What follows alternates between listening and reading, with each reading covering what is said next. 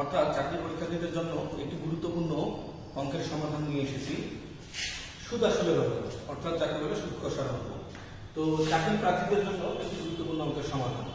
তো অঙ্কটা হচ্ছে শতকরা বার্ষিক কত হার সুদে, শতকরা বার্ষিক কত হার সুদে যে কোনো মূলধন 8 বছরে সুদে মূলে 3 গুণ হবে। আবার আমি অঙ্কটা বলতেছি, শতকরা বার্ষিক কত হার সুদে। আচ্ছা, তোমাকে চিন্তা করতে হবে যে আমার এখানে কি দেওয়া আছে এবং কি দেওয়া নাই। শতকরা বার্ষিক কত হার সুদে যে কোনো মূলধন 8 বছরে সুদে মূলে 3 গুণ হবে। একটা জিনিস মনে রাখবা যে 3 গুণ 4 গুণ 5 গুণ 6 গুণ এই নিয়মের অঙ্কগুলোতে তোমাকে আসল ধরে নিয়ে করতে হবে। কি নিয়ে করতে হবে? আসল ধরে নিয়ে। ধরলাম আমি আসল 1 টাকা আমি জমা রাখছিলাম ব্যাংকে। কত টাকা? 1 টাকা জমা রাখছিলাম। তাহলে 8 বছর পরে সুদে মূলে আমার 3 গুণ হবে। সুদে মূলে আসছে অর্থাৎ তোমার আসল এবং মুনাফা, মানে আসল এবং সুদ। তুমি বলতে পারো আসল এবং মুনাফা, আসল এবং সুদ 3 গুণ হবে। তাহলে তুমি ব্যাংকে জমা রাখছিলে কয় টাকা? 1 টাকা। মানে তুমি 1 টাকা আসল রাখছিলে, আর তোমার হইলো কত টাকা? 3 গুণ। তার মানে কয় টাকা হইলো? 3 টাকা। আচ্ছা, এখন তোমার প্রশ্নে আমি তিনটা জিনিস অলরেডি বলে দিলাম যে একটা হচ্ছে কি, যে প্রথম কাজ হচ্ছে যদি 3 গুণ 4 গুণ 5 গুণের কথা বলে তাহলে এই নিয়মের অঙ্কগুলোতে তোমাকে আসল ধরে নিয়ে করতে হবে। তাহলে আমি ধরলাম যে আসল কয় টাকা? 1 টাকা। 8 বছরে সুদে মূলে 3 গুণ হবে। কত গুণ হবে? 3 গুণ। তার মানে 3 গুণ যদি হয় 1 টাকা জমা রাখছো তাহলে 8 বছর পর 3 টাকা হবে, যেহেতু 3 গুণ। তাহলে তুমি ব্যাংকে জমা রাখছিলে কয় টাকা? 1 টাকা।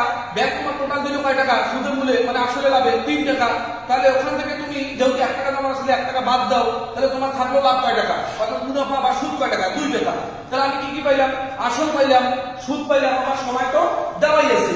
তাহলে আমার এখানে কি বের করতে বলছে? শতকরা বার্ষিক কত হার। হার মানে মুনাফার হার, মানে সুদের হার।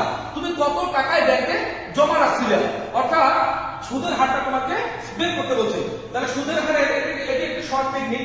এটা যতগুলো অঙ্ক এই নিয়মের আছে সব অঙ্ক এভাবে করবা, ইনশাআল্লাহ অঙ্কে কোনো প্রবলেম হবে না।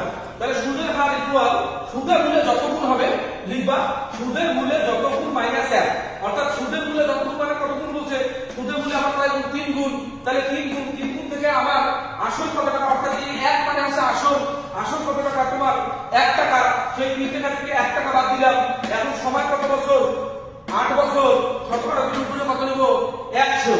এখন 3 থেকে তুমি যদি 1 বিয়োগ করো তাহলে কত হবে? 2। 2 কে যদি তুমি 2 দ্বারা যদি 8 কে ভাগ দাও তাহলে 4 গুণটা কত হবে? 8। তার মানে কত বের হলো? 4।